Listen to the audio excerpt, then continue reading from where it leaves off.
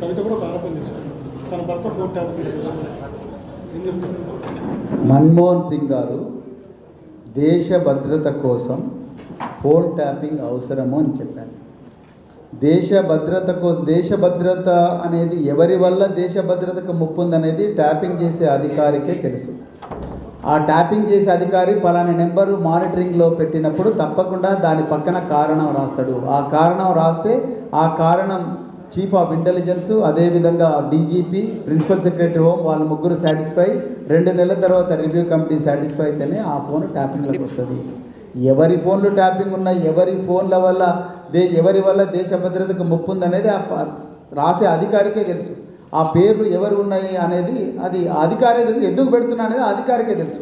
అది పొలిటీషియన్స్తో సంబంధం ఉండదు అని నేను చెప్తున్నాను. మన్మోహన్ సింగ్ గారు కూడా అదే చెప్పింది. దేశ భద్రత కోసం 9,000 ఫోన్లు మేము ట్యాప్ చేసినాం, 500 ఈమెయిల్స్ మేము ప్రతి నెల కూడా మానిటర్ చేస్తున్నాం అంటాం.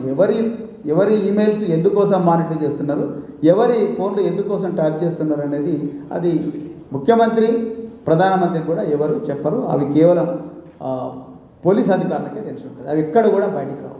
అది కేవలం కమిటీకే తెలుసు, అధికారులకే తెలుసు.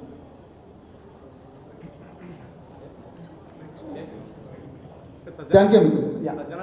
చాలా లోతైన విచారణ జరుగుతుంది అని చెప్పేసి చెప్తున్నారు. లోతైన విచారణ ఆయన మీద జరగాలి. ఆయన మీద 7 కేసులు ఉన్నాయి. ఆంధ్రప్రదేశ్లో 7 కేసులు ట్యాపింగ్ వ్యవహారంలోనే ఆనాడు ఇంటెలిజెన్స్ అధికారుల మీద కేసులు ఉన్నాయి. ఆ కేసులు ఎదుర్కొంటున్న సజ్జనార్ గారు ఇప్పుడు సిట్టు చీఫ్ ఎట్లయితారు అంటున్నా నేను. అది పాయింట్. ఏ నైతిక హక్కుతో ఇవాళ 9 పోలీస్ స్టేషన్లో కేసులున్న సజ్జనార్ గారు సిట్టు చీఫ్గా ఎట్లా నియమిస్తారు డీజీపీ గారు? ఈనాటి డీజీపీ, ఆనాడు చీఫ్ ఆఫ్ ఇంటెలిజెన్స్, ఆనాడు డిఐజీ, ఎస్ఐబి, ఈరోజు కమిషనర్ ఆఫ్ పోలీస్. వీళ్ళు ఏ విధంగా ట్యాపింగ్ కేసు ఇన్వెస్టిగేట్ చేస్తారు? అసలు ట్యాపింగ్కు పొలిటీషియన్కి సంబంధం లేదని మళ్ళీ చెప్తున్నాను నేను. 350 మంది విట్నెస్లను విచారించిన తర్వాత కూడా దీంట్లో పొలిటీషియన్స్ ఎవరు లేరు. పొలిటీషియన్స్కు యాక్సెస్ ఉండదండి. పోలీస్ డిపార్ట్మెంట్లో ఉండే చాలామంది సీనియర్ ఆఫీసర్లనే ఇంటెలిజెన్స్ గేట్ కూడా దాటినవారు. సగం మందికి ఎస్ఐబి ఆఫీస్ ఎక్కడ ఉంటో తెలియదు, ఇంటెలిజెన్స్లో ఎన్ని ఫ్లోర్లు ఉంటాయో తెలియదు, ఇంటెలిజెన్స్ చీఫ్ ఎక్కడ కూర్చుంటాడో తెలియదు, కౌంటర్ ఇంటెలిజెన్స్ ఎక్కడ కూర్చుంటారో తెలియదు. మేము పోలేదండి. చాలామంది అడిషనల్ డీజీలు ఇంటెలిజెన్స్ ఆఫీసు చూడకుండానే కొంతమంది ఐపీఎస్ ఆఫీసర్లు రిటైర్ అయిపోతారు సర్వీస్లో. అలాంటి గోప్యంగా ఉండాల్సిన ఇంటెలిజెన్స్ వ్యవస్థను ఇవాళ రోడ్ల మీదకి ఇచ్చిండండి రేవంత్ రెడ్డి. ఏంటి అసలు? ప్రజలంటే నీకు ఏమన్నా బాధ్యత ఉన్నదా? ప్రజల భద్రత అంటే బాధ్యత ఉన్నదా? మరొక గోకుల్ లుంబిని చాటు పేలుళ్ళు జరగవని గ్యారంటీ ఇవ్వగలరా? మరొక సాయిబాబా పేలుళ్ళు జరగవని గ్యారంటీ ఇవ్వగలరా? మరొక మక్కా మసీద్ పేలుళ్ళు జరగవని గ్యారంటీ ఇవ్వగలరా? మరొక పహల్గాం లాంటి దాడి జరగదని గ్యారంటీ ఇవ్వగలరా? ఇది ఎంత గోప్యంగా పెట్టుకోవాల్సిన వ్యవహారం. అరే పోలీసు వాళ్ళు తప్పు చేస్తే మీరు శిక్షించండి అయ్యా, కానీ సంబంధం లేని పొలిటీషియన్ తీసుకొచ్చి దీని ఏదో పెద్ద వెబ్ సిరీస్ లాగా రోజు నడిపించుకుంటాం. ఆ కోల్ బ్లాక్ కుంభకోణం గురించి అడిగితే ఒక నోటీసు, ఇంకొక కుంభకోణం గురించి అడిగితే ఇంకొక నోటీసు, అల్లుళ్ళకి ఎందుకు కట్టబెడుతుంటే ఇంకో నోటీసు, లగచర్ల కోసం పోరాటం చేస్తే ఒక నోటీసు, రుణమాఫీ ఏమైందంటే ఒక నోటీసు. మేము అక్కడ అడిగితే ఇక్కడ అటెన్షన్ డైవర్షన్, అక్కడ అడిగితే అటెన్షన్ డైవర్షన్. ఎన్నిసార్లు అటెన్షన్ డైవర్షన్ చేస్తారు? రేపొద్దున ఏమైనా ప్రమాదం జరిగి 100 మంది ప్రజలకు ఏమన్నా ప్రాణహాని జరిగితే ఎవరు కాపాడతారు? అప్పుడు పోలీసు వాళ్ళు చేయాల్సిన పని ఏంటి? అసలు తీవ్రవాదులు ఎక్కడున్నారు, ఉగ్రవాదులు ఎక్కడున్నారు, వాళ్ళు ఏ దేశం నుంచి వచ్చిండ్రు, ఎక్కడ బాంబులు పెట్టబోతున్నారు? మరి ఎర్రకోట దగ్గర బాంబు దాడి జరిగింది. అలాంటిది ఇక్కడ మళ్ళీ జరిగితే పోలీసు వాళ్ళు ఇంటెలిజెన్స్ చేయాల్సిన పని ఏంది?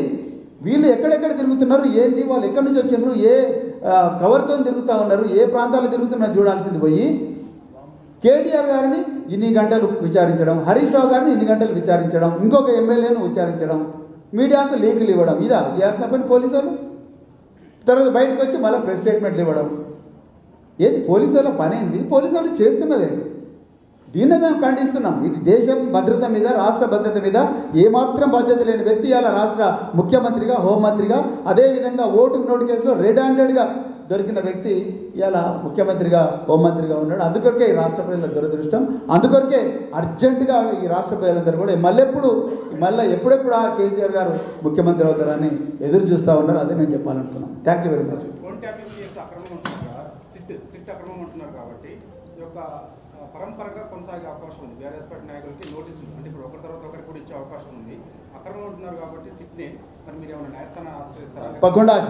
తప్పకుండా ఆశ్రయిస్తాం. ఆ నైతిక హక్కు వాళ్ళకి లేదు. తప్పకుండా మేము నిజానికి బీఆర్ఎస్ పార్టీ నిజంగా పోరాటాల నుంచి పుట్టిన పార్టీ, ఉద్యమ పార్టీ, పోరాటాలు చేసి తెలంగాణ సాధించిన పార్టీ. ఒక్క పిలిపిస్తే లక్షలాది మంది జనం రోడ్ల మీదకి వస్తారు. కానీ కేసీఆర్ గారు మనం ఇప్పటికి కూడా రాజ్యాంగాన్ని నమ్మనం, చట్టాన్ని నమ్ముకుందాం. అదేవిధంగా చట్టంలో ఎన్ని ఆపర్చునిటీస్ ఉంటే, రాజ్యాంగబద్ధంగా ఎన్ని ఆపర్చునిటీస్ ఉంటే ఆపర్చునిటీస్ అన్ని వాడుకొని శాంతియుతంగానే ఈ పోరాటం చేద్దామని వారు దిశానిర్దేశం చేసిండ్రు కాబట్టి ఆగినాం. లేకపోతే ఒక్క పిలిపిస్తే లక్షలాది మంది ఈరోజు రోడ్ల మీదకి వచ్చి మరి ఈరోజు పోరాటం చేస్తారు. ఈ అక్రమాల గురించి, లేకపోతే ఈ అటెన్షన్ డైవర్షన్ గురించి, ఈ దృష్టి మరల్చే కుట్రలకు వ్యతిరేకంగా పోరాటం చేస్తారు. కానీ కేసీఆర్ గారు ఇప్పటికి కూడా మమ్మల్ని ఆపి మనం చట్టబద్ధంగానే పోరాడదాం అంటున్నారు కాబట్టి మేము ఆగినాం. తప్పకుండా న్యాయస్థానాన్ని ఆశ్రయిస్తాం.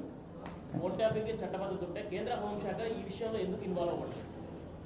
అది ఈ ప్రశ్న అమిత్ షా గారిని అడగాలి. చాలా మంచి ప్రశ్న, ధన్యవాదాలు ఈ ప్రశ్న అడిగినందుకు.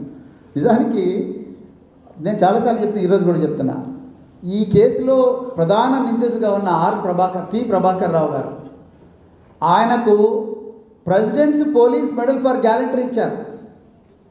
ఆయన ఏ కేసులు ఇచ్చినా నేను చెప్పాను, ఎందుకంటే నా సహోద్యోగి, నేను దాని గురించి మాట్లాడను.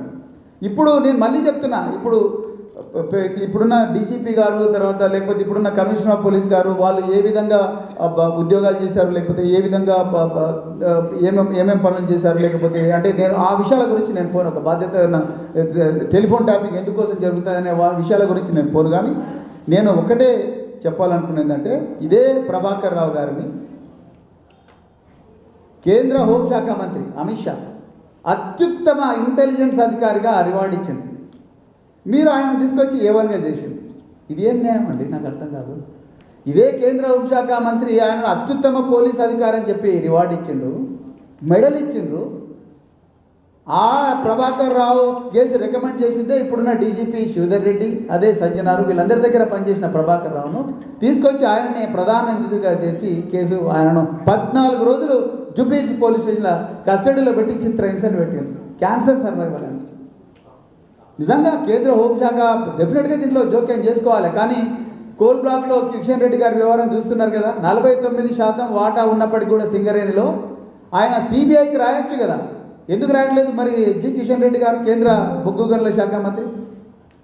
తప్పకుండా బీజేపీ, కాంగ్రెస్ రెండు కలిపే ఈ నాటకం వాడుతున్నాయని చాలా క్లియర్గా అర్థమైంది. అందుకొరకు కేంద్ర హోంశాఖ నిజంగా వాళ్ళకి నిజంగా రాష్ట్ర ప్రజల భద్రత మీద, దేశ భద్రత మీద ఏమాత్రం అవగాహన ఉన్నా వాళ్ళు తప్పకుండా ఈ రాష్ట్రాన్ని మీరు ఆపండి ఈ ఇన్వెస్టిగేషన్ అని చెప్పాల్సింది. కానీ వాళ్ళు చెప్పడం లేదంటే వాళ్ళిద్దరు కూడా చట్టపట్టాలు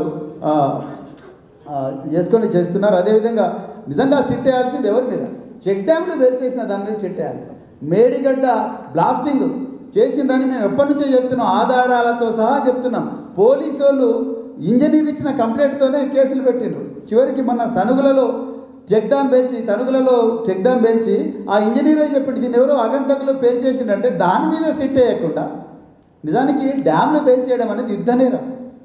ఆ డ్యామ్లు బెయిల్ చేసిన విషయాల మీద సిట్ వేయకుండా, కోల్ బ్లాక్ మీద సిట్ వేయకుండా, రోహన్ రెడ్డి తుపాకీతో గెస్ట్ హౌస్లో బెదిరించిన వ్యవహారం మీద సిట్ వేయకుండా,